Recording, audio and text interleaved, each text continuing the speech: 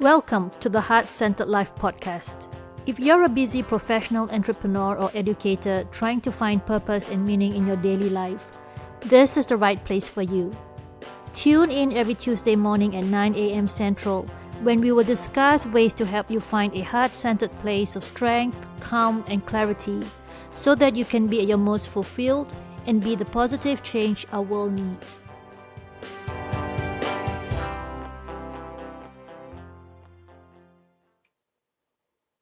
Hello everyone and welcome to episode 3 of the Heart-Centered Life podcast.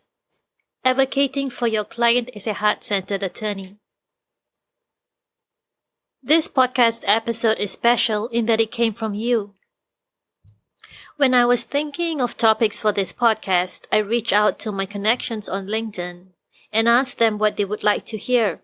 One of my former students, Tameko Pannell, replied and said, I would love to hear a discussion about zealously advocating for your client from the Heart Center. That, Tameko, is an awesome topic.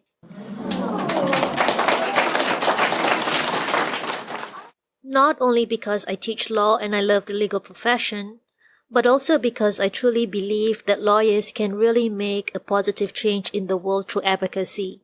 And so, Tameko, I'm thrilled to dedicate this episode of the podcast to you and to other attorneys who may be interested in advocating for their client in a heart-centered way.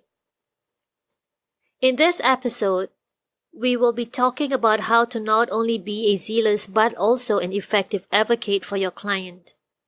We will talk about the two most important things that need to happen for you to be successful in advocating for your client. And at the end of this episode, I leave you with a PDF download with questions that will help you uncover important information about your client, his or her situation, and about yourself to help you be an effective advocate. First, I will start by saying that I think that the practice of law is both a calling and a vocation. We are all in a noble profession with its traditions and prerogatives that have spanned hundreds of years, and the law has played a significant role in the history of the world's development. And as long as lawyers remain upright and strong as a community, there will always be a framework upon which a society built on respect for individual rights can be built. It is therefore so important for the bar to maintain its integrity, and it is our duty as members of the bar to participate in that important function. Because the practice of law involves so many different responsibilities as well as privileges, it is both a vocation and a profession to me.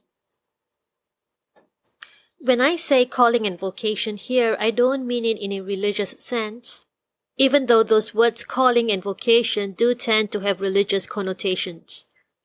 I am Roman Catholic for full disclosure, and I was brought up Catholic, and I'm still a practicing Catholic, and my husband and I are raising our daughter Catholic. And from a religious perspective, one's calling is a deeply personal connection between oneself and God. So God might call specific individuals to specific purposes. For example, he may call a man to the priesthood to serve as a priest in his church. But here, I don't mean calling in that religious sense, but rather in a sense that our heart calls us to certain things and reveals certain ideals and values that if we answered, will lead us to live a fulfilled and rewarding life and allow us to make positive impact on the world around us. One of my favorite quotes of all times is by Frederick Beuchner.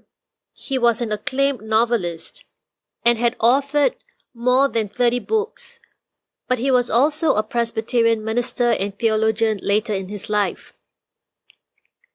I have included in the show notes below a link to the Frederick Beuchner Center with information about him and his books, and I encourage you to visit it to learn more about this wonderful man.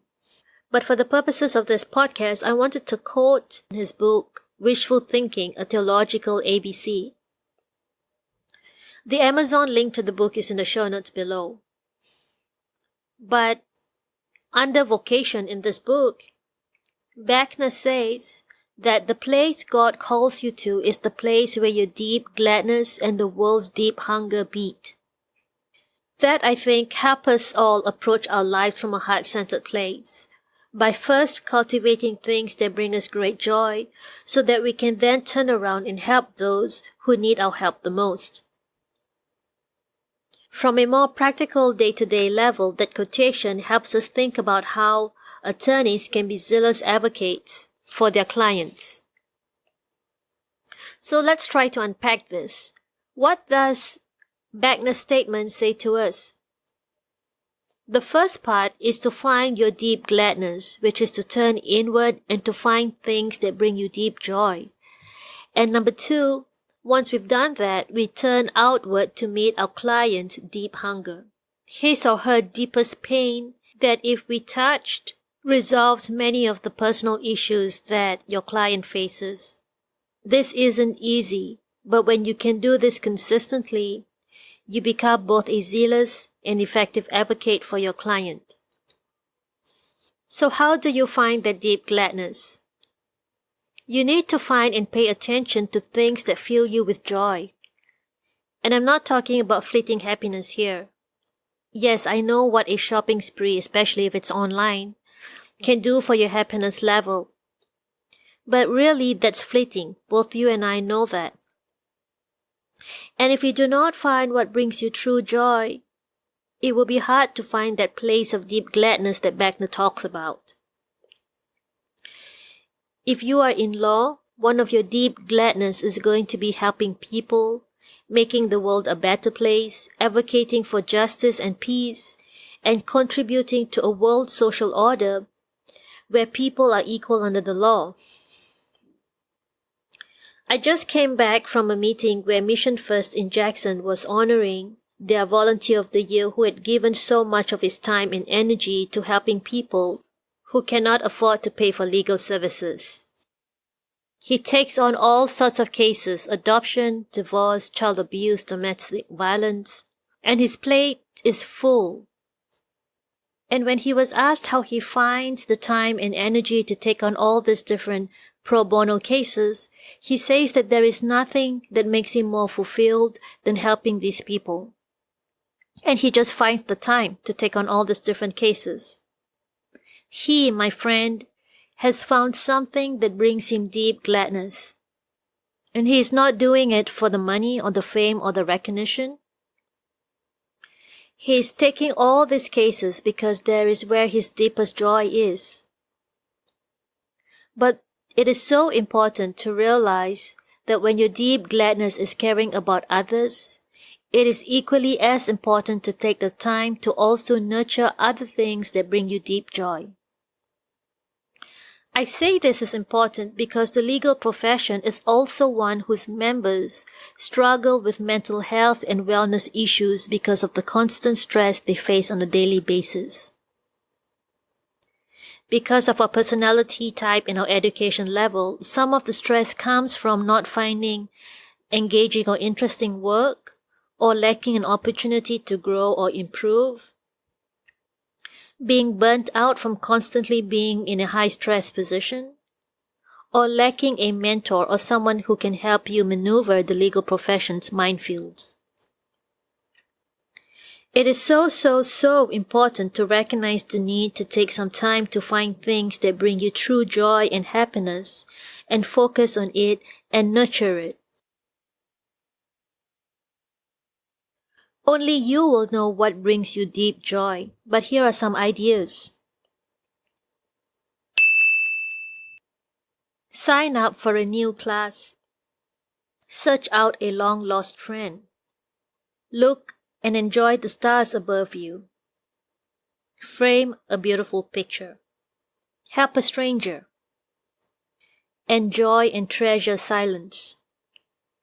One of my favorites is reading a poem aloud. Learn a new word. Treat yourself to a fancy lunch in a fancy restaurant. Bake bread. Talk to and hug a pet. Those are some things that bring me joy. And I encourage you to make a list of all those different things that bring you joy, do them, and nurture the feeling that you feel when you engage in that particular activity. Because when we do that, We can then turn inward to find our deepest joy before we can help our clients as lawyers. Once we've found that place where we are truly grounded in a space of mental and emotional stability, we can then turn outward and see how we can be zealous advocates for our clients. To be zealous advocates for our clients, we need to meet them at their deepest hunger. The place where we can make the most profound impact on the lives of our clients and in the world around us is where our deep joy meets our clients' deep hunger.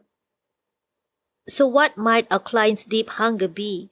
It may be hunger for understanding and friendship when they are in trouble for the bad choices they've made. It may be hunger for compassion when the world has turned their backs on them. It may be hunger for justice when they were accused of a crime they did not commit. Or it may be hunger for patience and wise counsel when they cannot see past the problems in their lives.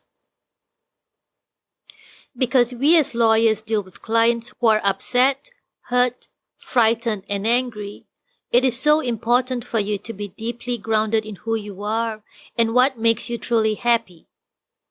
You really do not have much room to lose this grounding and be overly involved with your client's problems. Which is why being heart-centered is so important in taking the lead and advocating for your client. You have to be brave and you cannot be fearful because your client will sense it and lose confidence in you. But you cannot also be so highly intellectual and insensitive to your client's problems because that will create distrust and alienate your client. So, how can you be heart-centered and truly advocate for your client? To me, a heart-centered life is a life where your view of the world and your place in the world is completely aligned with your beliefs, experiences, and personal stories that make you the person that you are. And your beliefs, experiences, and personal stories, coupled with your understanding of the law, is what will help you shed light on the problem that is overwhelming your client and advocate for your client's best interests to those who matter. Sometimes you might have to listen to what your client wants and try to make it happen for them. Of course, when you do this within the bounds of ethics and the law. That's one. But number two, sometimes you may have to listen to what your client wants and tell them that you cannot help them get what they want, but you can help them get the best outcome for their situation. Sometimes this might mean telling a divorced parent who got a ticket for a DUI with a child in the backseat that they may not get custody, but that you can help them get unsupervised visitation rights to their child. Number three, sometimes you may have to placate your client and make him or her less angry or hostile until you can talk some sense into your client. And number four, sometimes you may have to just say no to a potential client or drop an existing one because your own morality is so incongruent with what your client or potential client wants. In all these situations that I just described, you want to make sure that your deep joy meets your client's deep hunger. This will involve legal solutions, combing through the law, reading rules and interpreting court decisions to come up with an answer to your client's problem, and we teach you that in law school. But sometimes advocating for your client also means looking for non-legal solutions to your client's problems. You may have to suggest anger management classes to your client who has a tendency to react to daily inconveniences violently. Or you may have to advise a client on the brink of a divorce to talk to a marital counselor or their spouse to see if their marriage can be saved. Or find an amicable solution to a property dispute. Essentially, what you're doing here is acting in your client's best interest and providing legal advice and non-legal solutions based on your own personal values by turning inward and looking for things that bring you deep joy and mental and emotional stability, and your client's personal values by looking outward and trying to meet your client where his deepest hunger lies. Once you are fully grounded in who you are and are able to identify and meet your client's deep hunger, you then need to plan out your next course of action. Once you've done that, you need to effectively communicate why you believe in your client and why your client matters to people who can make a difference in your client's life. And you can be immensely effective when you communicate that why from a place of deep strength and gladness that is rooted in what brings you true joy. In the show notes below, there is a link to a document that I've made, a PDF document that contains questions that will help you uncover your goals for taking on this client, some of the rights that may be involved in the situation, some of the rights that may be violated in the situation, strategies to get allies or potential allies that might help you resolve the problem or issue for your client, identify formal advocacy strategies that might help your client, but most importantly, ideas for self-care as you go through this process. So go ahead, download that PDF, work through that PDF whether you're helping one or many clients or a single client with many problems. Download that PDF as many times as you want and work with it for each of the problems that you encounter. So that's all I have for this episode, friends. Join me next week for episode 4, where we'll discuss having the courage to be creative.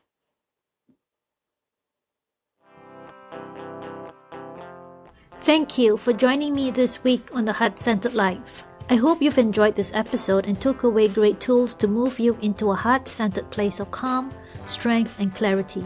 Make sure to visit my website, www.alinaboyd.com, where you can subscribe to the show on iTunes, Spotify, Amazon Alexa, and Google Play, or via RSS feed so you'll never miss a show. If you found value in the show, I'd appreciate a rating on iTunes, or simply tell a friend about the show so that he or she has access to great tools on living a heart-centered life. Be sure to tune in next week for our next episode. Until then, this is Alina Boyd, signing off.